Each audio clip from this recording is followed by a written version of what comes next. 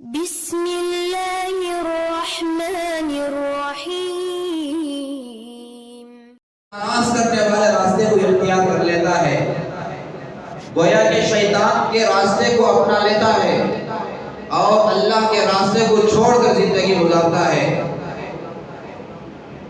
اور اسی طریقے سے بدکاری میں اپنی زندگی گزارتا ہے۔ رسول اللہ صلی اللہ علیہ وسلم کی سنتوں کو، شریعت کو، طریقے کو، جس طریقے سے انہوں نے دنیا میں آنے کے بعد جو زندگی گزاری، جس طریقے سے زندگی گزارنے کا حکم دیا، جس طریقے سے صحابہ نے زندگی گزاری، جس طریقے سے اولیاء نے زندگی گزاری، جس طریقے سے اللہ کے برگزیدہ بندے اور نیک بندے جنہوں نے زندگی اللہ کے حکم کے مطابق گزاری، اس طریقے سے زندگی ہماری گزرے گی تو ہماری دنیا اور آخرت کامیاب ہوگی۔ اس کے برخلاف ہم نافرمانی کے ساتھ شریعت کو، سنتوں کو چھوڑ کر اور دنیا میں جو گناہ ہو رہے ہیں، معاشرے میں جو گناہ ہو رہے ہیں، لوگوں کی زندگیوں کے اندر جو گناہوں کا دلدل ان کی زندگیوں میں پھیل رہا ہے، اگر ایسے ہی ہم زندگی گزارتے رہیں گے تو اللہ کے خیر کے فیصلے کے بجائے اللہ کے عذابات، ہمارے اوپر مسائل، ہمارے اوپر پریشانیاں، ہمارے اوپر مصیبتیں، یہ سب کچھ ہمیں قیامت تک کے صبح تک آتی ہی رہیں گی۔ خیر کا کوئی ذریعہ نہیں ہوگا، خیر کی کوئی امید ہم نہیں کر سکتے۔ جیسا کہ ایک آدمی ایک کھیتی میں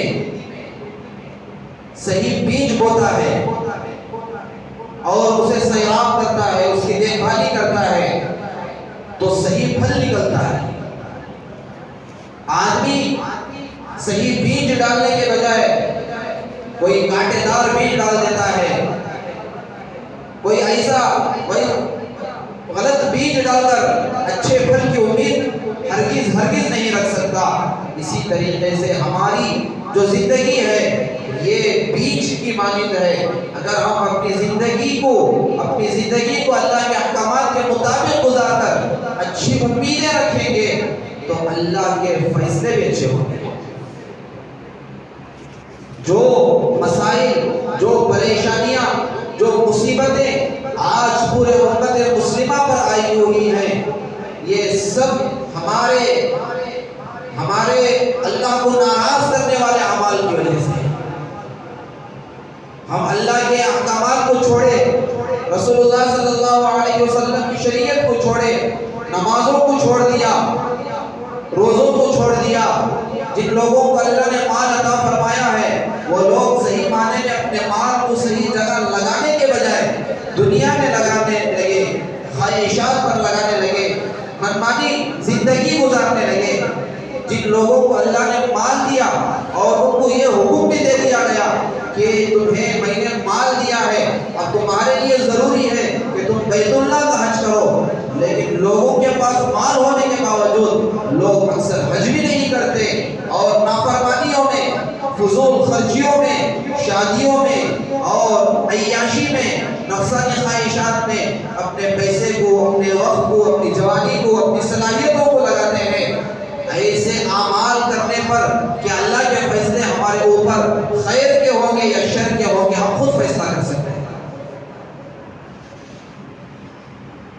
اسی لیے اللہ نے یہ دنیا میں ہمیں بھیجنے کے بعد یہ بتلایا ہے کہ یہ دنیا میں جانے کے بعد بہت سارے بندے ایسے زندگی گزاریں گے، تھوڑی دیر کے لیے وہ ان کے دلوں کے اندر ایمان کی چنگاری پیدا ہوگی، لیکن جیسے جیسے وہ دنیا میں جاتے رہیں گے اور دنیا کے ماحول میں ڈھل جائیں گے، اس وقت ان کے ایمان کے اندر کمزوری آ جائے گی اور وہ اہدنا الصراط المستقیم، جس طریقے سے ہر نماز میں ہم اللہ سے یہ دعا کرتے ہیں، اے اللہ ہمیں صراط مستقیم پر چلا، ہمیں سیدھے راستے پر چلا، ایسے راستے پر چلا جن پر تیرے انعامات ہوئے، صراط الذین انعمت علیہم، جن پر تو نے انعامات عطا فرمائے.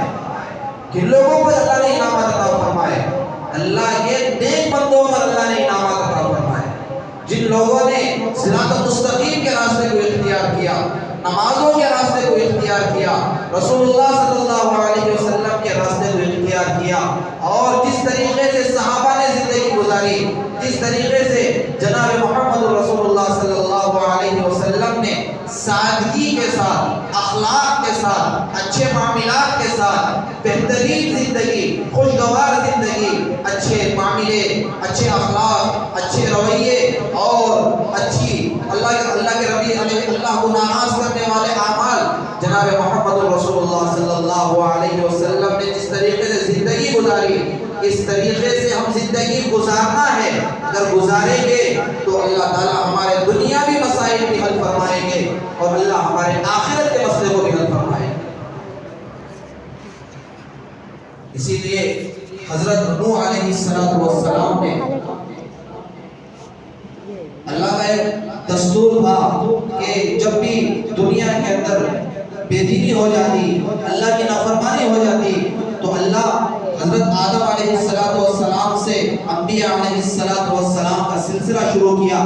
تو اس درمیان میں حضرت نوح علیہ السلام نے بھی نبی بن کر اس دنیا میں تشریف لائے، اور انہوں نے اپنی قوم پر محنت کی اور اللہ کی طرف بلایا، اور اللہ کے دین کی طرف بلایا، شریعت کی طرف بلایا. دن رات محنت کرتے رہے، لیکن بہت کم لوگوں نے اللہ پر ایمان لایا اور نبی پر ایمان لایا.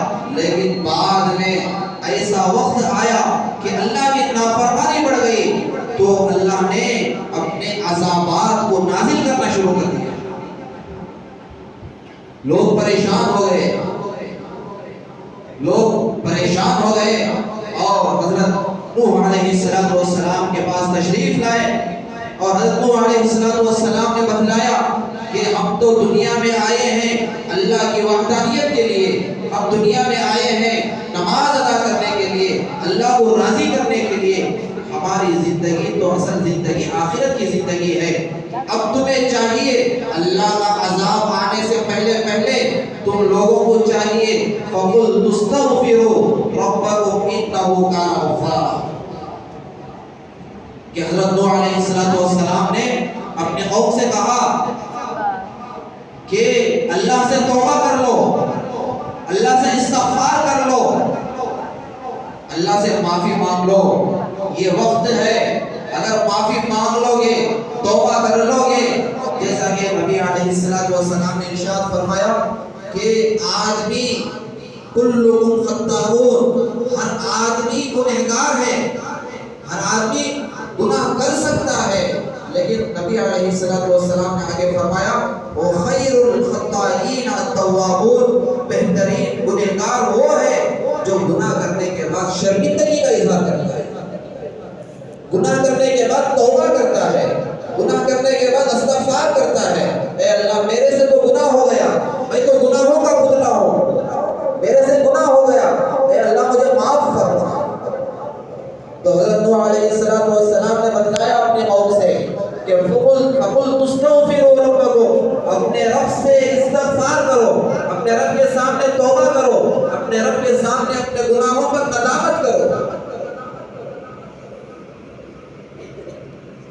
آدمی کو چاہیے، آدمی کے ساتھ گناہ ہو جاتا ہے، لیکن آدمی کو چاہیے کہ آدمی اپنے گناہوں پر ندامت کرے، گناہوں کو یاد کرے. اے اللہ میرے سے گناہ ہو گیا ہے، میں نے نماز چھوڑ دی ہے، میں نے تو فلاں کام کر دیا ہے، میں نے تو جھوٹ بول دیا ہے، میں نے تو رسول اللہ صلی اللہ علیہ وسلم کو ناراض کر زندگی گزارا ہے. اے اللہ تو مجھے معاف فرما، آئندہ کی زندگی میں صحیح طریقے سے گزارنے کی کوشش کروں گا. جب بندہ اللہ کے سامنے گڑ گڑاتا ہے اور اپنے گناہوں پر ندامت کرتا ہے اور توبہ و استغفار کرتا ہے، تو اللہ نے قرآن مجید میں فرمایا فَقُلْ تُسْتَغْفِرُوا رَبَّكُمْ إِنَّهُ كَانَ غَفَّارًا، کہ جب بندہ توبہ و استغفار کرتا ہے تو اللہ تعالیٰ اس بندے کے گناہوں کو معاف فرما دیتے ہیں. لیکن افسوس کی بات یہ ہے کہ آدمی گناہ بھی کر رہا ہے اور تکبر کے ساتھ زندگی گزار رہا ہے. شرمندگی کا اسے کوئی احساس نہیں ہے، افسوس کا کوئی احساس نہیں ہے. گناہ تو کر رہا ہے، اللہ کو ناراض بھی کر رہا ہے، رسول اللہ صلی اللہ علیہ وسلم کو ناراض کر کر زندگی گزار رہا ہے، اور ساتھیوں کے سامنے آ کر اپنے گناہوں کا اظہار اس طریقے سے کرتا ہے گویا کہ اس نے بہت اچھا کام کیا ہے. یہ ہماری سب سے بڑی بدبختی کی علامت ہے، ہمارے لیے بہت بڑا المیہ ہے، بہت بڑی سوچنے کی بات ہے. اللہ تعالیٰ جس آدمی سے ناراض ہو جاتے ہیں اللہ تعالیٰ اسے توبہ کے دروازے اس کے لیے بند کر دیتے ہیں. اللہ تعالیٰ جس بندے سے ناراض ہو جاتے ہیں اسے توبہ کی توفیق اس کے زندگی سے چھین لیتے ہیں. کبھی اسے آدمی کو ہدایت نہیں مل سکتی. ہاں گناہ ہو جاتا ہے، گناہ شیطان کے جال میں انسان پھنس جاتا ہے، لیکن زندگی اللہ نے دی ہے. اللہ نے اپنے نبی علیہ السلام سے یہ میسج ہمیں بتایا ہے، سنایا ہے کہ جب گناہ ہو جائے تو تمہیں چاہیے کہ اپنے گناہوں پر ندامت کرو، اپنے گناہوں کو یاد کرو، اپنے گناہوں پر شرمندگی کا اظہار کرو. اگر کوئی آدمی کسی آدمی کے گناہ کو اچھے طریقے سے سمجھانا چاہیے. ایسا نہیں ہے کہ کوئی آدمی شراب پی رہا ہے، کوئی آدمی سود خوری کا کام کر رہا ہے، اسے جا کر ہمیں اسے حلال اور حرام کا ایک ہی دم فتویٰ لگا دیں، یہ اچھی چیز نہیں ہے. ہاں اسے بلائیے، اسے سمجھانا چاہیے، اسے کھلانا پلانا چاہیے، اسے دین کی بات کو صحیح طریقے سے سمجھانا چاہیے. ہمارے اللہ والے، ہمارے اکابرین کی عادت تھی کہ گناہ سے نفرت کرتے تھے، گنہگار سے نفرت نہیں کرتے تھے. شراب سے نفرت کرتے تھے، شراب پینے والے سے نفرت نہیں کرتے تھے. شراب تو خراب ہے، اللہ نے اسے حرام قرار دیا ہے، شراب پینے والے سے نفرت کا حکم نہیں دیا ہے. برا کام کر رہا ہے، ہاں شیطان کا بہکاوے میں آ گیا، لیکن اسے سمجھانے کا طریقہ اور اسے بولنے کا طریقہ، اسے لے کر چلنے کا طریقہ ہم لوگوں کے اندر ہونا چاہیے. جب اچھے طریقے سے بولیں گے تو وہ بندہ گناہوں سے توبہ کرنے کے لیے اللہ اسے توفیق عطا فرمائے، اسے سمجھداری عطا فرمائے. ہمارے معاشرے کے اندر گناہ ہو رہے ہیں اور آدمی خوشحالی کے ساتھ، خوش فہمی کے ساتھ زندگی گزار رہا ہے اور اللہ سے یہ کہہ رہا ہے کہ بارش نہیں برس رہی ہے. بیماریاں، لا علاج بیماریاں ہمارے اوپر آ رہی ہیں، ڈاکٹروں کا کھلونا بن رہے ہیں، مسلمانوں کو مختلف جگہوں پر پریشان کیا جا رہا ہے، مسلمانوں کے مسجدوں پر حملہ کیا جا رہا ہے، مسلمانوں کے مدارسوں پر حملہ کیا جا رہا ہے، مسلمان کے لڑکیوں کے ساتھ، نوجوان لڑکیوں کے ساتھ ان کی عزت و آبرو کے ساتھ حملہ کیا جا رہا ہے. یہ سب ہمارے ہی اعمال کا نتیجہ ہے. جب تک ہم اپنے گناہوں پر استغفار نہیں کریں گے، نادم نہیں بنیں گے اور اچھے طریقے کو نہیں اپنائیں گے اور ہماری سوچ پازیٹیو نہیں بنے گی، ہماری سوچ صحیح نہیں بنے گی، ہماری فکر صحیح نہیں بنے گی، تو اللہ کے عذابات مختلف شکلوں میں آتے رہیں گے. اسی لیے حضرت نوح علیہ السلام نے اپنے قوم سے کہا کہ اب ایک ہی دروازہ ہے، وہ دروازہ یہ ہے کہ فَقُلْ تُسْتَغْفِرُوا رَبَّكُمْ إِنَّهُ كَانَ غَفَّارًا، کہ تم اپنے گناہوں پر نادم بن جاؤ، استغفار کر لو، توبہ کر لو، چاہے تمہارے گناہ سمندر کے جھاگوں کے برابر بھی کیوں نہ ہو. اس زمانے میں لوگوں کی عمر بھی 500 سال، 600 سال، 900 سال، 1000 سال تک ہوا کرتی تھی. ایسے لوگوں کو بھی نبی نے بتلایا کہ جو زندگی گزر گئی تو گزر گئی، توبہ کر لو، استغفار کر لو، تمہارا رب تو غفور رحیم ہے، تمہارا رب تو معاف کرنے والا ہے، تمہارا رب تو رحم کرنے والا ہے. تمہارا رب تو بخشنے والا ہے، اسے کوئی پوچھنے والا نہیں ہے۔ اگر پوری امت کو، پورے لوگوں کو بھی اگر معاف کر دے گا تو اللہ کو کوئی پوچھنے والا نہیں ہے۔ اللہ جو چاہتے ہیں وہ کرتے ہیں، اللہ جسے چاہتے ہیں اس کی مغفرت کرتے ہیں، اللہ جسے چاہتے ہیں نافرمانی کی وجہ سے اللہ اسے اپنے عذاب میں ڈال دیتے ہیں۔ اور آگے فرمایا جب تم محاسبہ کرو گے، اپنے گناہوں کو یاد کرو گے، آدمی کے پاس آج وقت ہی نہیں ہے کہ اپنے گناہوں کو یاد کر کر اللہ کے سامنے روئے۔ ہاں آدمی کے پاس وقت ہے، کس کے لیے ہے؟ غیبت کرنے کے لیے ہے، دوسروں کے بارے میں برا سوچنے کے لیے ہے، دھوکہ دینے کے لیے ہے، لوگوں کو پریشان کرنے کے لیے ہے، لوگوں کے راستے میں آڑ بننے کے لیے ہے، اللہ کو ناراض کرنے کے لیے وقت ہے، دنیا داری کرنے کے لیے وقت ہے۔ اگر وقت نہیں ہے تو ہم لوگوں کو گناہوں کو یاد کر کر اللہ کے سامنے معافی مانگنے کے لیے وقت نہیں ہے۔ ہر آدمی سب گنہگار ہیں، اللہ کو ناراض کر کر بیٹھے ہیں، اسی وجہ سے ہمارے اوپر یہ سب حالات، یہ مسائل، یہ پریشانیاں ہیں۔ جب آدمی کا انتقال ہو جائے گا، جب آدمی اس دنیا سے چلا جائے گا، کوئی اس کی حمایت میں نہیں آئے گا۔ جس کی وہ تعریفوں کے پل باندھتا تھا وہ بھی نہیں آئے گا، اور جس کے لیے وہ رکاوٹ بنتا تھا وہ آدمی بھی اس کے سامنے ساتھ نہیں آئے گا۔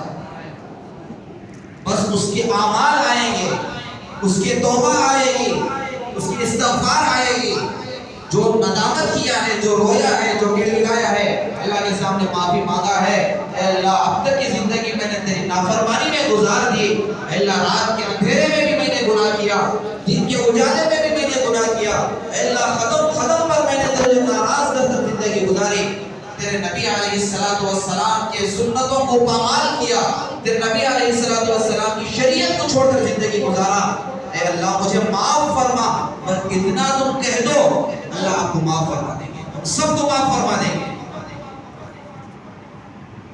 ہمارے اللہ والے بتایا کرتے تھے، آج بھی بتلاتے ہیں، آدمی کتنا سخت دل کا کیوں نہ ہو، بہت سارے لوگوں کا دل سخت ہوتا ہے، کتنی بھی بڑی پریشانی آ جائے، کتنا بھی بڑا مسئلہ آ جائے، ان کی آنکھوں میں آنسو نہیں آتے، لیکن ہمارے اللہ والوں نے بتلایا کہ پہاڑ سے زیادہ سخت دل کیوں نہ ہو، لیکن یہ عمل ہے جب آدمی وہ عمل کو کر لیتا ہے خود بخود اس کی آنکھوں میں سمندر آ جاتا ہے۔ خطرے تو دور کی بات ہے، تسلسل کے ساتھ، زار و خطا کے ساتھ رونا شروع کر سکتا ہے۔ پوچھا کہ وہ عمل کیا ہے؟ بہت سارے لوگ چھوٹی باتوں پر رو دیتے ہیں، بڑے نرم مزاج کے ہوتے ہیں، بہت سارے لوگ کتنا بھی بڑا معاملہ سخت ہو جائے ان کی آنکھوں میں آنسو نہیں آتے، سخت دل ہو جاتے ہیں، گناہ پر گناہ کرتے رہیں گے لیکن کبھی ان کی آنکھوں میں آنسو نہیں آئیں گے، اللہ کے عذاب سے نہیں ڈریں گے، اللہ کے خوف سے ان کی آنکھوں میں آنسو نہیں آئیں گے۔ فرمایا کہ یہ عمل ہے، وہ عمل کیا ہے؟ فرمانے لگے کہ تہجد میں اٹھو، فجر کی نماز سے پہلے اٹھو، تسبیح لے لو، تسبیح معلوم نا، تسبیح لے لو، تسبیح لے کر سبحان اللہ، الحمدللہ، اللہ اکبر مت کہو، یہ تو ذکر ہے، سبحان اللہ، الحمدللہ، اللہ اکبر مت کہو، یہ تو ذکر ہے۔ میں تسبیح لے کر یہ کہو کہ میں جھوٹ بولا، میں نے دھوکہ دیا، ایک منکا پکڑو اور اس منکے کو نیچے ڈھکیلو، میں نے چوری کی، میں نے رات کے اندھیرے میں گناہ کیا، میں نے فلانے آدمی کو تکلیف دی، میں نے ماں باپ کو ناراض کیا، یہ گناہ یاد کرو اور یہ منکا نیچے پھیلتے جاؤ۔ تم گناہ کرنے کا جب دل کے اندر خیال پیدا کرو گے، میں نے سود خوری کی، میں نے زنا کیا، میں نے ماں باپ کی نافرمانی کی، میں نے رسول اللہ صلی اللہ علیہ وسلم کے شریعت کے جنازوں کو میں نے اپنے آنکھوں کے سامنے دیکھا. جب بندہ سخت دل کیوں نہ ہو اپنے گناہوں کو یاد کرتے ہوئے تسبیح کے منقوں کو پھیرتا ہے، تو یہ وقت ایسا آتا ہے، رات کی تنہائی ہوتی ہے، رات کا اندھیرا ہوتا ہے، اس کے آنکھوں میں خود بخود آنسو نکلنا شروع ہو جاتے ہیں. لیکن کوئی آدمی اس عمل کو کرنے کے لیے تیار نہیں ہے، بس دوسروں کے گریبانوں میں جھانکنے کے لیے تیار ہے.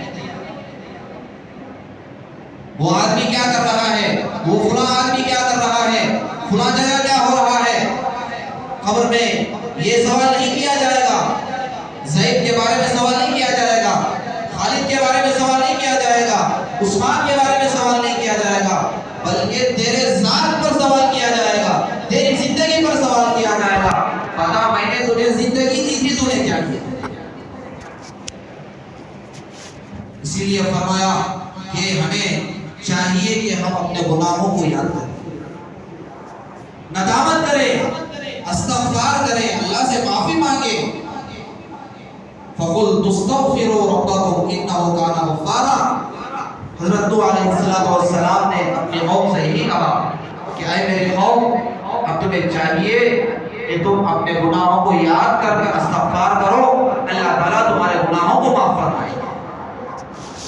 اور آگے فرمایا یُرْسِلِ السَّمَاءَ عَلَيْكُمْ مِدْرَارًا.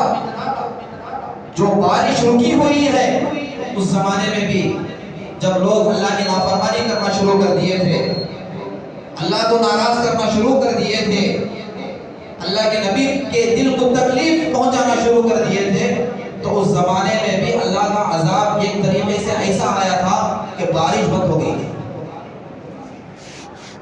تو اللہ کے نبی حضرت نوح علیہ السلام نے فرمایا کہ ایک راستہ ہے، بارش برسانے کا ایک راستہ ہے. وہ راستہ کیا ہے؟ وہ راستہ ہے کہ توبہ کرو. ہر آدمی کے لیے ضروری ہے کہ توبہ کرو. گھر گھر میں ضروری ہے، بچوں کے لیے، بڑوں کے لیے، نوجوانوں کے لیے، مسئولات کے لیے، نوجوان لڑکیوں کے لیے، پورے کے پورے لوگوں کے لیے ضروری ہے کہ توبہ کرو. حضرت نوح علیہ السلام نے اپنی قوم کو یہ نصیحت فرمائی. اگر توبہ کرو گے تو آگے فرمایا یُرْسِلِ السَّمَاءَ عَلَيْكُمْ مِدْرَارًا، کہ اللہ اپنی رحمت کو آسمان کے ذریعے سے، بارش کے ذریعے سے پوری دنیا کو سیراب فرمائے. یُرْسِلِ السَّمَاء، آسمان سے اتاریں گے اللہ اپنی رحمت کو. عَلَيْكُمْ مِدْرَارًا وَيُمْدِدْكُمْ بِأَمْوَالٍ وَبَنِينَ. آگے فرمایا کہ بہت سارے لوگ اپنے کاروباری اعتبار سے پریشان ہیں، بہت سارے لوگ بے اولادی کے اعتبار سے پریشان ہیں، بہت سارے لوگ مختلف بیماریوں کی وجہ سے پریشان ہیں. یہ سب کا مسئلے کا حل توبہ اور استغفار ہے. اگر تم توبہ اور استغفار کرو گے اور آگے گناہ نہ کرنے کا عزم کرو گے، ارادہ کرو گے، بقیہ زندگی اللہ کی فرما برداری کے ساتھ، بقیہ زندگی اچھے اخلاق کے ساتھ، ہمدردی کے ساتھ، اخوت و محبت کے ساتھ، ایمانداری کے ساتھ اور دینداری کے ساتھ گزارنے کی نیت کرو گے، کوشش کرو گے، تو اللہ تعالیٰ اپنی رحمت کو برسائیں گے اور رحمت کی بارش ہوگی. اور اللہ کے نبی صلی اللہ علیہ وسلم نے فرمایا کہ قرآن میں اللہ نے خود فرمایا وَيُمْدِدْكُمْ بِأَمْوَالٍ، اور اللہ ہمارے کاروبار میں برکت عطا فرمائے. آج لوگ ہزاروں کے روپے، لاکھوں کے روپے کما رہے ہیں، لیکن برکت ختم ہو گئی. فلاں جگہ مختلف عاملوں کے پیچھے جاتے ہیں کہ پیسہ نہیں ٹک رہا ہے، مجھے تو پیٹ کا درد ہے، وہ پیٹ کے درد کی جو دوا ہے وہ دوا کھاؤں گا تو پیٹ کا درد ختم ہوگا، پیٹ کے درد کے بجائے سر کا علاج کراؤں گا تو پیٹ کا درد کہاں سے ختم ہوگا. ہمارے مسئلے کا حل تو اللہ نے توبہ میں رکھا ہے. روزی کی برکت کی جو ذریعہ ہے اللہ نے توبہ میں رکھا ہے. بارش جو برس نہیں رہی ہے وہ برسنے کا جو ذریعہ ہے وہ اللہ نے توبہ میں رکھا ہے، استغفار میں رکھا ہے. اللہ کے نبی علیہ السلام جبکہ پاکیزہ رحمت للعالمین گناہ کے بارے میں سوچ بھی نہیں سکتے، ایسی ذات، اس کے باوجود بھی روزانہ اللہ کے نبی صلی اللہ علیہ وسلم 70 سے 100 مرتبہ اللہ کے سامنے استغفار کرتے تھے۔ ہماری زندگیاں گزر گئی، آج ہم اگر حساب لگائیں گے، اگر پوچھا جائے 100 مرتبہ بھی 40-50 سال 35 سال 25 سال بالغ ہونے سے لے کر اب تک جتنے بھی سال گزر گئے ہیں، شاید کہ بیٹھ کر 100 مرتبہ بھی ہم استغفار پڑھے یا نہیں پڑھے پڑھے۔ تو اللہ نے فرمایا وَيُمْدِدُكُمْ بِأَمْوَالٍ وَبَنِينَ وَيَجْعَلْ لَكُمْ جَنَّاتٍ وَيَجْعَلْ لَكُمْ أَنْهَارًا۔ اگر تم توبہ کرو گے، استغفار کرو گے، اللہ کے فیصلے بھی بہتر ہوں گے، حاکم بھی بہتر ہوں گے، بارش بھی برسے گی، اور تمہارے روزی میں اللہ خیر و برکت بھی دیں گے، اور جن کو بے اولاد ہیں اللہ ان کو نیک صالح اولاد بھی عطا فرمائیں گے۔ اور آگے فرمایا وَيَجْعَلْ لَكُمْ جَنَّاتٍ، اور دنیا میں تو اللہ بہتر زندگی دیں گے، لیکن جنت میں بہترین محل تیار کر دیں گے۔ اور آگے فرمایا وَيَجْعَلْ لَكُمْ جَنَّاتٍ وَيَجْعَلْ لَكُمْ أَنْهَارًا، اور ایسی جنت اور ایسا محل دیں گے جس کے نیچے سے نہریں بہتی ہوئی ہوگی۔ تو میرے عزیز دوستوں بزرگوں، ہمیں چاہیے کہ ہم اپنی زندگی کا محاسبہ کریں، اپنی زندگی کے بارے میں سوچیں کہ میں نے اپنی زندگی 35 سال 40 سال 50 سال 25 سال جو گزری ہے، اب تک میں نے کیا کیا گناہ کیا ہے۔ جب اللہ کے سامنے بیٹھیں گے، اللہ سے معافی مانگیں گے، تو اللہ تعالیٰ ہمیں خیر کا اور عافیت والی زندگی دیں گے، رحمت والی بارش دیں گے، اور آنے والا جو نتائج ہیں، جو الیکشن ہے، آنے والا جو نتائج ہے، اللہ ہمیں بہترین حکمران بھی دیں گے۔ اللہ تعالیٰ سے دعا فرمائیں اللہ تعالیٰ ہم سب کو صحیح معنی میں زندگی گزارنے کی توفیق عطا فرمائے، اور اپنے گناہوں کو یاد کر کر ندامت کے ساتھ، عاجزی کے ساتھ، انکساری کے ساتھ ہم سب کو زندگی گزارنے کی توفیق عنایت فرمائے، کہنے سے زیادہ اور سننے سے زیادہ عمل کی توفیق عنایت فرمائے۔ آمین وآخر دعوانا الحمدللہ رب العالمین۔